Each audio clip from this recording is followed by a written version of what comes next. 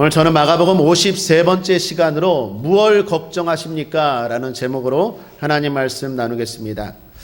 많이는 아니지만 비행기를 타고 해외에 선교차 또는 훈련차 몇 번 나간 적이 있습니다. 그런데 첫 번째로 해외에 나갔다가 돌아올 때였습니다. 공항에 돌아오는데 사람들이 두 부류로 나뉘었습니다. 그 기준은 내국인과 외국인. 분명히 같은 비행기를 타고 왔는데 그 사람들이 두 부류로 나눠서 내국인 줄에 서고 외국인 줄에 서는 것이었습니다. 그때를 잊지 못합니다. 그 순간 하나님이 저에게 이런 마음, 이런 생각을 주셨어요. 똑같은 인생을 살지만, 똑같이 달려오는 것 같지만 마지막에는 두 부류로 갈리운다. 천국과 지옥. 성경 히브리서 9장 27절은 말합니다. 한 번 죽는 것은 사람에게 정해진 것이요 그 후에는 심판이 있으리니. 우리 모두 똑같은 인생의 비행기를 타고 날아가는 것 같죠. 그러나 그 후에는 심판이 있습니다. 예수 믿는 사람들은 그 후를 알고 그 후를 대비하고 그 후를 준비하고 살아가는 사람들인 줄 믿습니다. 사랑하는 여러분, 우리에게는 부활이 있습니다. 천국이 있습니다. 오늘 말씀은 예수님의 부활에 관한 말씀입니다. 오늘 이 부활에 관한 말씀을 세 단락으로 순서대로 한번 따라가면서 은혜를 나누길 원합니다. 첫 번째, 부활의 현장으로 가는 길입니다. 예수님이 죽으시고 무덤에 안치된 지 3일째 되는 날 새벽이었습니다. 그 새벽에 놀라운 일이 일어났습니다. 마가는 기록하고 있지 않지만 마태복음에 보면 큰 지진이 일어났다라고 말합니다. 마태복음 28장 2절에 큰 지진이 나며 주의 천사가 하늘로서 내려와 돌을 굴려내고 그 위에 앉았는데, 여러분, 우리는 지난 시간에도 예수님이 죽으실 때 큰 지진이 났다라는 걸 보았죠. 예수님의 죽으심과 예수님의 부활은 세상을 뒤흔드는 충격적이고 아주 중요한 사건이었다라는 것을 성경이 보여주고 있는 것입니다. 그때 로마 병사들은 기겁을 했어요. 너무 놀라서 겁에 질려서 기절한 듯이 땅에 쓰러졌다라고 성경은 기록합니다. 그 시점에 세 명의 여인들이 무덤에 간 것입니다. 막달라 마리아, 야고보의 어머니 마리아, 살로메라는 여인들이 예수님의 무덤에 간 거예요. 이 여인들이 예수님의 무덤에 왜 갔을까요? 부활하신 예수님을 만나려고 갔을까요? 아닙니다. 예수님의 시신을 잘 돌보기 위해서 간 거예요. 여러분, 우리 장례 문화 가운데 사무제라는 걸 아십니까? 석삼자에다 걱정우, 그리고 제사 제자. 사람이 죽은 다음에 사무제를 드리죠. 첫날 초우제를 드리고 두 번째 날 제우제를 드리고 3일째 되는 날 사무제를 드립니다. 왜 이렇게 제사를 할까요? 죽은 영혼이 구천을 떠돌고 그 너머의 다른 세상으로 가지 못할까 봐 걱정해서 드리는 제사라고 합니다. 사실 틀린 거죠. 죽으면 바로 천국과 지옥입니다. 구천을 떠돌 일이 없습니다. 쓸데없는 걱정이죠. 그런데 이런 사무제와 같은 장례 문화가 이스라엘에도 있어요. 그래서 3일째 되는 날 예수님의 시신뿐만 아니라 당시에도 시신들을 보러 가족들이나 친구들이 갑니다. 왜 그럴까요? 죽은 다음에 3일째부터 시신이 부패하기 시작합니다.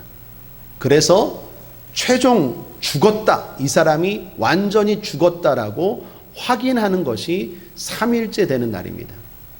이 여인들도 예수님의 부활을 보기 위해서 간 게 아니라 예수님의 죽은 시신을 확인하러, 그리고 그 시신에 썩는 것을 좀 더 완화시키기 위해서 간 거예요.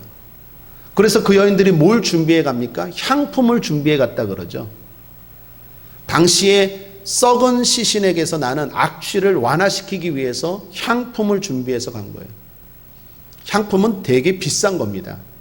당시에 왕들이나 쓰는 무품이 향품이었어요. 대부분의 일반 사람들은 시신에다 오일을 발랐어요. 기름을 발랐어요. 무슨 말입니까? 이 여인들은 예수님을 사랑했어요. 예수님을 공경했어요. 예수님을 위해서 어떤 돈과 희생을 치러도 아깝지 않을 정도로 사랑하고 공경했어요. 그런데 부활은 믿지 못했어요. 부활을 믿지 못하니까 부활하신 주님 앞에 나아가면서도 뭐가 많습니까? 걱정이 많아요. 3절을 보십시오. 3절에 이렇게 말합니다. 서로 말하되 누가 우리를 위하여 무덤 문에서 돌을 굴려주리요 하더니, 부활의 주님을 만나러 가면서 걱정하고 있어요. 돌 무덤인데 무덤을 큰 돌로 막았는데 그 돌을 누가 해결해 주리요, 굴러 주리요 라고 하면서 나아갑니다. 사랑하는 여러분, 어쩌면 이것이 우리의 모습 아니겠습니까? 예수님을 사랑합니다. 예수님을 공경합니다. 그래서 이 코로나 어려운 시국에도 이렇게 현장에 나와서 예배드리고 인터넷으로도 예배드립니다. 그러면서도 걱정이 많아요. 부활의 주님, 온 세상의 주인 되신 주님 앞에 예배한다고 나오면서도 어떻게 해요? 우리 안에 걱정이 많아요. 이 여인들의 모습이 우리 모습 아닙니까? 우리 예배를 받으시는 분 하나님이신 줄 믿습니다. 여러분, 저를 보러 온 게 아니라 하나님 앞에 온 거 아니겠습니까? 그런데도 불구하고 우리 가운데 걱정이 있어요. 사실 사람이 걱정 없이 어떻게 삽니까? 걱정 없는 사람 있겠습니까? 티벳에 해탈의 서라는 불교 서적이 있습니다. 그 불교 서적에 보면 이런 말이 있다고 해요. 걱정을 해서 걱정이 없으면 걱정이 없겠네. 뭔 말인가? 참 불교는 심오한 말을 많이 해요. 다시 한번 들어보십시오. 걱정을 해서 걱정이 없으면 걱정이 없겠네. 요지는 뭡니까? 걱정이 백해무익하다라고 해서 불교는 해탈, 열반을 강조합니다. 여러분, 우리도 압니다. 걱정해봐야 소용없다는 것, 걱정이 백해무익하다는 것. 아니요. 걱정하면 성경이 말합니다. 뼈가 말라요. 무익한 정도가 아니라 걱정과 근심은 해롭습니다. 이거 모르는 사람 어디 있습니까? 다 알죠. 그런데 문제는 걱정이 생기는데 어떡해요? 걱정할 일이 있는데 어떡해요?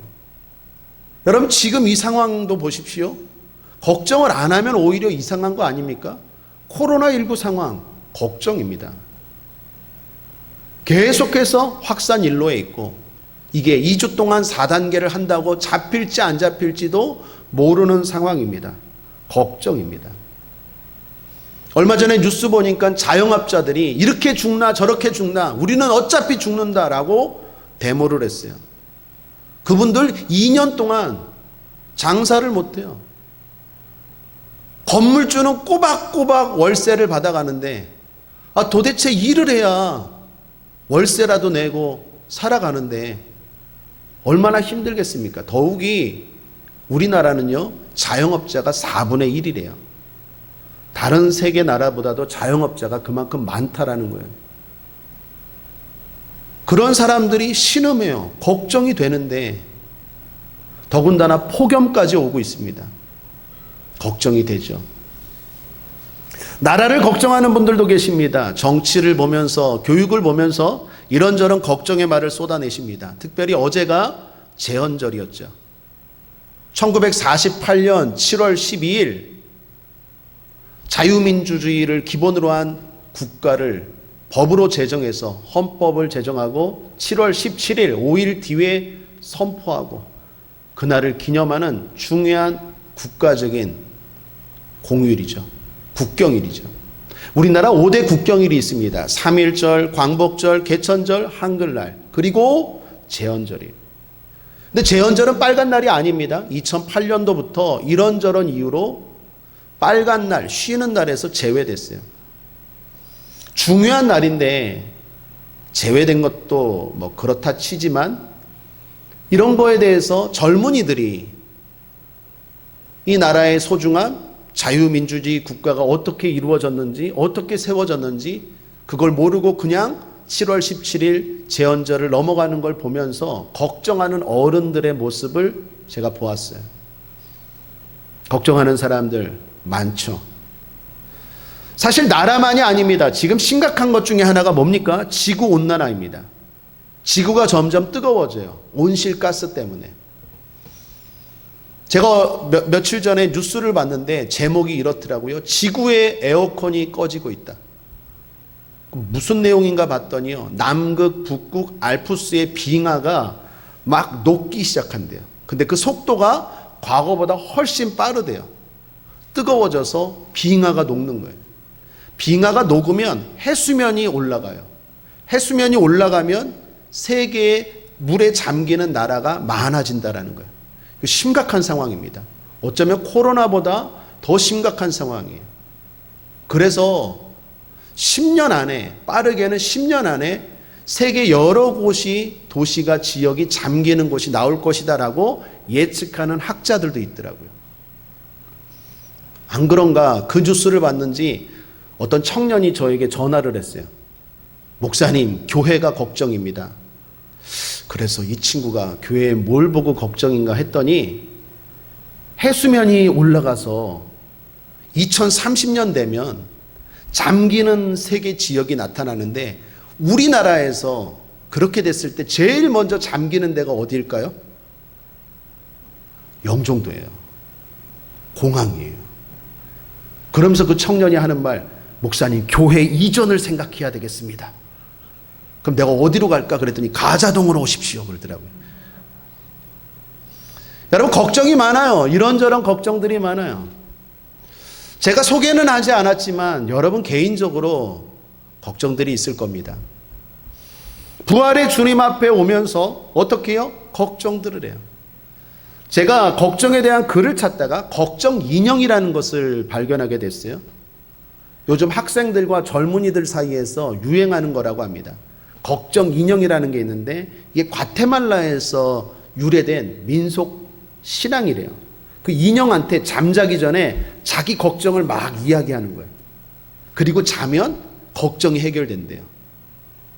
이게 어느 정도 효과가 있다고 해서 유치원이나 학교에서 프로그램으로 활용도 하더라고요. 걱정 인형 만들기 프로그램. 걱정에는 나이도 없는 것 같아요. 애들도 걱정이 많아요. 여러분, 이런 걱정 많은 인생에 대해서 주님 오늘 뭐라고 말씀하십니까? 부활의 주님 앞에 나오라 라고 말합니다. 걱정을 가지고 주님 앞에 나온 여인들의 걱정이 어떻게 됐습니까? 해결됐어요. 오늘 4절을 보시면 이런 말씀이 있어요. 눈을 들어본 즉 돌이 벌써 뭐라고요? 벌써 굴려졌으니 그 돌이 심히 크더라. 여인들이 걱정했어요.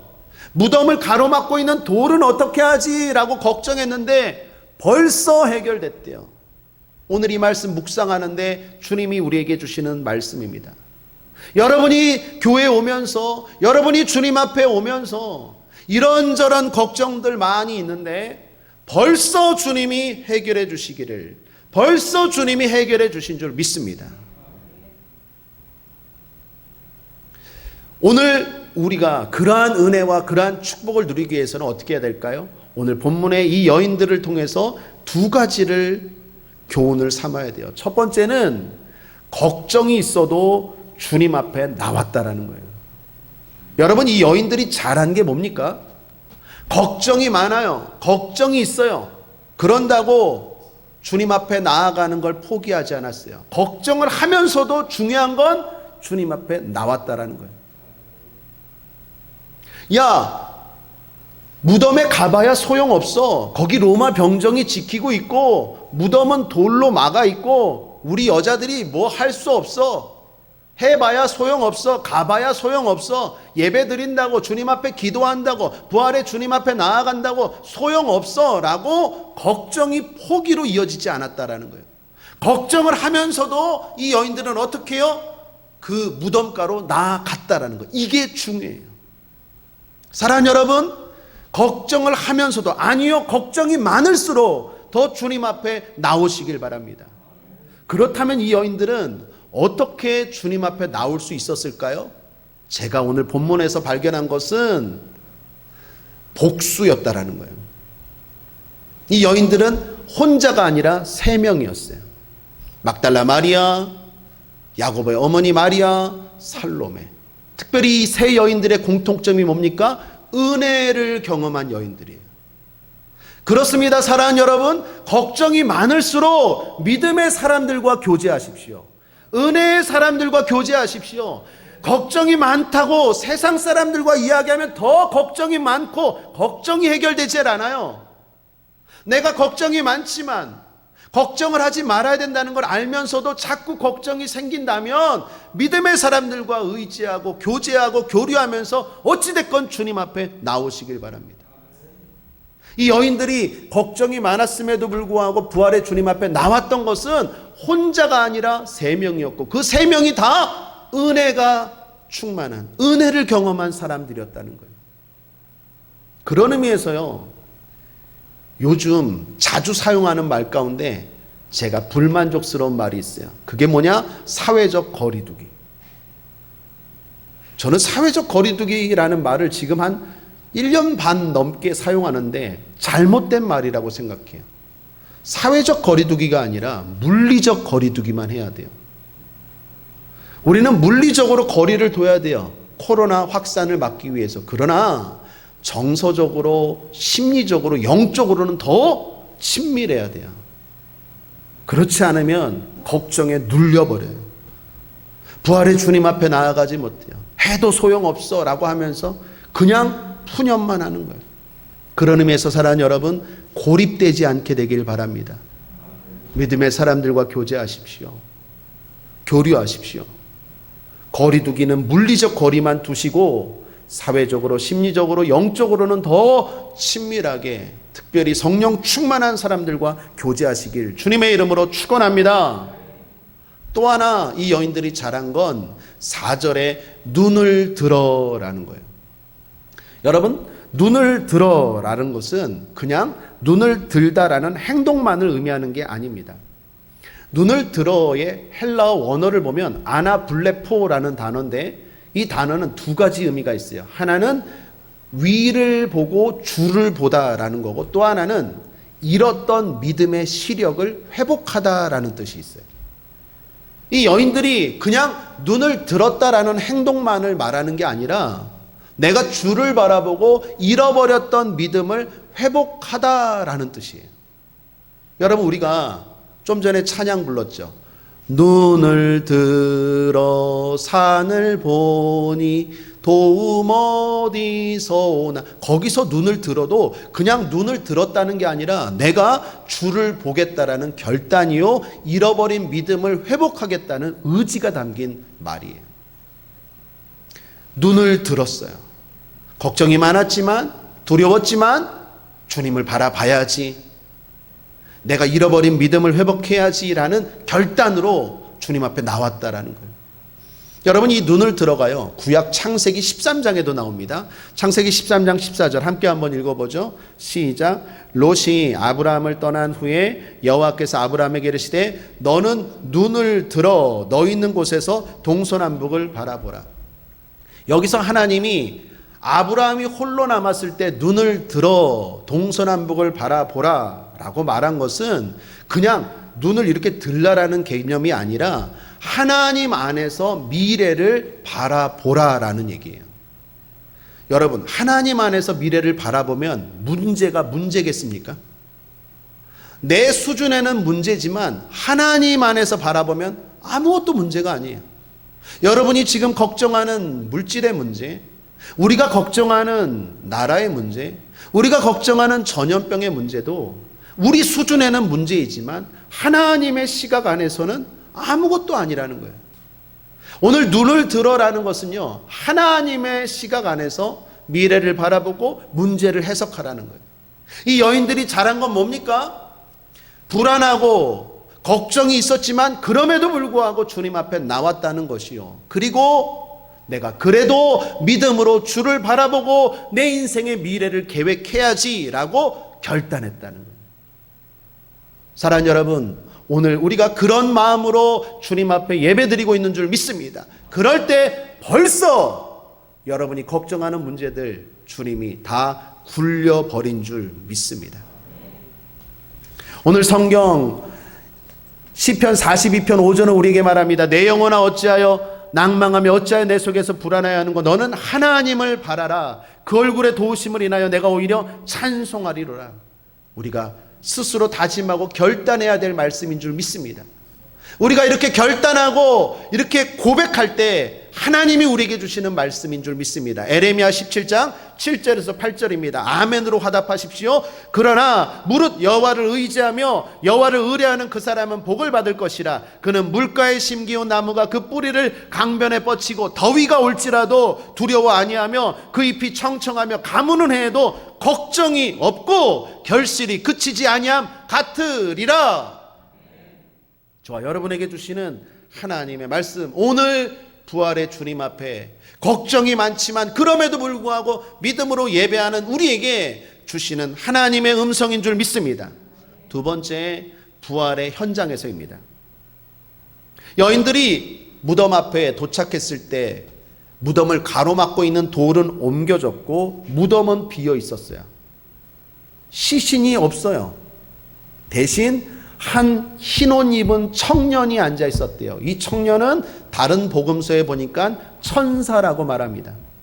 천사가 기다리고 있었어요. 그 천사가 여인들에게 이렇게 말합니다. 6절 7절이요. 청년이 이르되 놀라지 말라. 너희가 십자가에 못 박히신 나사렛 예수를 찾는구나. 그가 살아나셨고 여기 계시지 아니하니라. 보라, 그를 두었던 곳이니라. 가서 그의 제자들과 베드로에게 이르기를 예수께서 너희보다 먼저 갈릴리로 가시나니 전에 너희에게 말씀하신 대로 너희가 거기서 배우리라 하라 하는지라. 예수님이 부활하셨대요. 예수님이 갈릴리로 가신대요. 놀라운 사건이죠. 그런데 여기서 중요한 건 우리가 놀라움으로 주목해야 되는 말씀은 말씀하신 대로예요. 예수님이 부활하신 것도 놀라워요. 예수님이 갈릴리에서 나를 만나주시는 것도 놀라워요. 그런데 진짜 중요하고 놀라운 것은 말씀하신 대로 살아나신 거예요. 실제로 예수님은 말씀하셨거든요. 마가복음에도 보면 최소한 3번이나 나옵니다. 8장, 9장, 10장에서 예수님 말씀하셨어요. 내가 죽고 나서 사흘 만에 다시 살아나리라. 공식적으로만 3번이에요. 끊임없이 주님은 말씀하셨어요. 제자들과 여인들은 그 말씀을 가볍게 들은 거죠. 구약에도 말씀하셨어요. 특별히 호세아와 요나서에 보면 예수님이 3일 만에 살아나실 것에 대한 예언과 예표적인 사건이 나옵니다. 호세아서 6장 2절입니다. 여호와께서 이를 통해 이틀 후에 우리를 살리시며 제3일에 우리를 일으키시리니 우리가 그 앞에서 살리라. 예수님의 부활을 예표하는 말씀입니다. 구약의 요나가 물에 빠졌죠. 고래 뱃속에서 3일 동안 있다가 나왔죠. 그것을 예수님은 부활과 연관지어 말씀하십니다. 요나서 1장 17절에 여호와께서 이미 큰 물고기를 예비하사 요나를 삼키게 하셨으므로 요나가 3일 3야를 물고기 배에 있으니라. 3일 동안 있다가 나온 요나, 바로 예수님 부활에 대한 암시였다라는 거예요. 예수님은 이처럼 스스로도 말씀하시고 구약에서도 끊임없이 말씀하셨어요. 3일 만에 다시 살아나리라 말씀하셨어요. 말씀하신 대로 살아나셨다면 말씀하신 대로 다시 오실 것이요, 말씀하신 대로 치료하실 것이요, 말씀하신 대로 축복하실 것이요, 말씀하신 대로 역사하실 거예요. 우리가 해야 될 일은 뭡니까? 말씀을 붙들어야 돼요. 부활의 주님 앞에 말씀이 얼마나 중요한지를 다시 한번 깨닫고 내가 말씀대로 살아가는지, 말씀 앞에 순종하는지를 돌아봐야 돼요. 걱정하는 기우, 쓸데없는 기우입니다. 걱정입니다. 기우할 시간에 기억하십시오. 한 문제를 계속 생각하면 걱정이죠. 문제를 계속 생각해요. 이 물질의 문제를 어떻게 해결하나, 이 물질의 해결을 어떻게 해결하나 계속 생각하면 걱정이죠. 그런데 말씀을 계속 생각하면 그건 묵상이에요. 묵상은 복 있는 사람의 모습이래요. 복 있는 사람은 주야로 하나님의 말씀을 묵상하는 자예요. 사랑하는 여러분, 여기 걱정을 이기는 비결이 나옵니다. 걱정을 없앨 수는 없지만 걱정을 대체할 수 있어요. 걱정이 생길 때마다 말씀으로 대체하십시오. 말씀으로 바꾸십시오. 말씀으로 전환하십시오. 자꾸 걱정할 일이 생깁니까? 또 생각나고 또 생각납니까? 그때마다 설교 말씀, 성경 말씀, 하나님의 말씀을 자꾸 생각하십시오. 그러면 걱정이 복으로 바뀝니다. 주님은 말씀하신 대로 부활하셨어요. 말씀하신 대로가 중요해요. 그렇다면 오늘도 이 성경 말씀은 진리예요. 오늘도 치료하신다는 말씀은 진리고, 오늘도 저주 가운데 해결하신다는 말씀은 진리고, 오늘도 우리를 역전시키고 절망 가운데서 희망으로 인도하신다는 말씀은 진리고, 오늘도 갈 길을 알지 못하 방황하는 우리를 인도하시고, 특별히 이 재앙이 내게 가까이 하지 못하리라, 지난주에 우리에게 주신 레마의 말씀도 진리인 줄 믿습니다. 말씀을 붙드십시오. 말씀을 순종하게 되기를 바랍니다. 세 번째, 부활의 현장을 경험한 이유입니다. 이제 여인들은 빈 무덤을 보았어요. 그 현장에서 천사들은 여인들에게 예수님의 부활을 전하라 라고 말씀합니다. 예수님 부활하셨다. 제자들과 베드로와 사람들에게 가서 예수님의 부활을 전하라 라고 말해요. 이 세 명의 여인들은 그 말씀을 듣고 전하러 갑니다. 그리고 전합니다. 전했더니 어떤 일이 일어납니까? 11절을 보십시오. 함께 읽겠습니다. 시작. 그들은 예수의 살으셨다는 것과 마리아에게 보이셨다는 것을 듣고도 믿지 아니하니라. 13절도요. 두 사람이 가서 남은 제자들에게 고하였으되 역시 믿지 아니하니라. 14절 하반절도요. 이는 자기의 살아난 것을 본 자들의 말을 믿지 아니함일러라. 성경이 계속해서 말하는 게 뭡니까? 믿지 않았다. 믿지 않았대요. 여러분, 여기서 질문이 생겨요. 제가 이 말씀 묵상하면서 이런 생각했어요. 아니, 믿지 않을 건데 그걸 천사도 알고 주님도 아실 텐데 그럼 왜 여인들에게 전하라고 했을까? 어차피 믿지 않는데 왜 전하라고 할까요? 여러분, 오늘 이 현장에서 부활의 주님을 만나고 말씀의 능력을 경험하고 여러분의 걱정과 여러분의 문제가 벌써 해결된 줄 믿습니다. 그리고 세상으로 나아가서 여러분의 가족, 여러분의 이웃들에게 예수님 부활하셨다. 예수님 살아계시다. 예수를 믿으십시오. 좋은 일이 일어납니다. 라고 전하면 그들이 고맙습니다. 나도 믿겠습니다. 라고 합니까? 너나 잘 믿어라. 나는 마으웨이 내 길을 간다. 아니면 비아냥거리고 조롱할 거예요. 여인들도 그랬어요. 그리고 그걸 천사가 알아요. 사람들이 그렇게 반응할 걸 알면서도 주님은 왜 천사는 전하라고 할까요? 오늘 우리도 마찬가지입니다. 왜 전해야 됩니까? 따라하겠습니다. 결국 믿기 때문입니다. 결국 이 사람들 그때는 믿지 않았지만 나중에는 믿게 됐어요. 이게 우리의 소망이에요. 이게 우리의 능력이에요. 사랑하는 여러분, 여러분의 가정의 자녀들이, 가족들이, 부모님이, 사랑하는 친구와 이웃들이 복음을 전할 때 믿지 않을 거예요. 거부할 거예요. 예상하십시오. 예측하십시오. 그러나 낙심하지 마십시오. 결국은 믿게 될 거예요. 결국은 변화될 거예요. 결국 그들도 주님의 능력을 경험할 거예요. 예수 안에 참된 천국과 은혜를 맛볼 거예요. 믿습니까? 이게 우리의 소망이에요. 그리고 그러한 일들에 여러분의 전도가, 여러분의 역할이 영향이 있을 것이고 그것은 우리에게 상이 될 거예요. 결국은 변화될 거예요. 결국은 그들도, 돈 많은 그들도, 힘 있다고, 교만한 그들도, 잘 나간다고, 건강하다고 하나님을 모르는 그들도 결국은 주님을 받아들이게 될 거예요. 가난한 심령이 될 거예요. 마음이 열릴 거예요. 주님 앞에 무릎 꿇을 거예요. 그때를 바라보면서 어떻게 해요? 계속 전하셔야 돼요. 여러분 자녀들에게 전하십시오. 듣지 않아도 전하십시오. 믿지 않아도 전하십시오. 왜요? 결국은 변화될 거예요. 결국은 그들도 부활의 주님이 필요해요. 죽을 거거든요. 이 소망이 있어야 돼요. 이 소망을 가지고 세상에 나아가 승리하며 살게 되는 저 여러분 되기를 주님의 이름으로 축원합니다.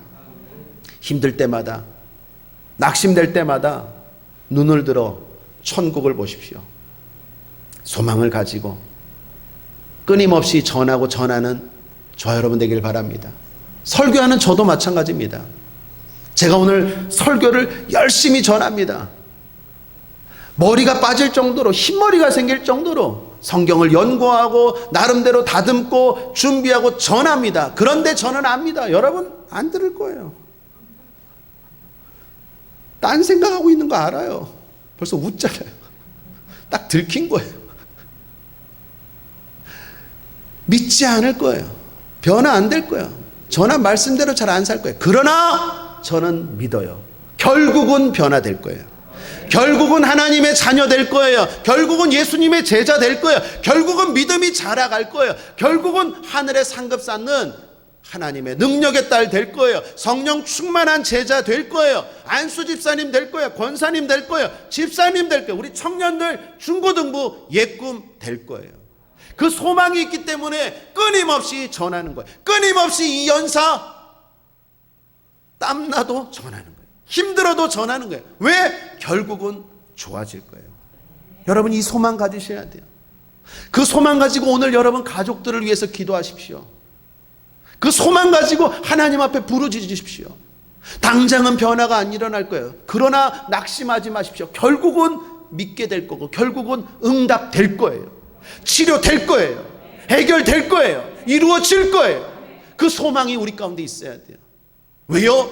부활하신 주님은 말씀하신 대로 부활하셨고 그 부활하신 주님이 우리에게 명령하신 것은 곧 이루어질 거기 때문이에요. 1492년도 독일에서 뉴렌버그 연대기라는 책이 발간됐어요. 이 책이 중요한 것은 독일뿐만 아니라 유럽 전역에 큰 영향력을 끼친 책이에요. 안타깝게도 이 책은요 종말과 관련된 책이었어요. 1년 안에 1492년이니까 1493년도에 종말이 온다. 그냥 말한 게 아니라 성경을 인용하고 잘못 해석한 거죠. 성경을 인용하고 수많은 학자들, 수많은 증상들 그것들을 나름 논리 있게 해석해서 1년 안에 종말이 온다라는 책을 발간했어요. 수많은 사람들이요 이 책에 영향을 받았어요. 그래서 유럽 전역이 우울함과 절망감에 놓여 있었어요. 걱정으로 가득 찼어요. 이제 지구는 망하는구나. 그때 유럽 나라 가운데 스페인의 리스본이라는 도시에 작은 항구 도시에 배 하나가 희망을 가지고 출항을 합니다. 희망의 땅이 있을 거야. 세상이 망한다고? 아니야. 새로운 역사, 새로운 대륙, 새로운 땅이 있을 거야.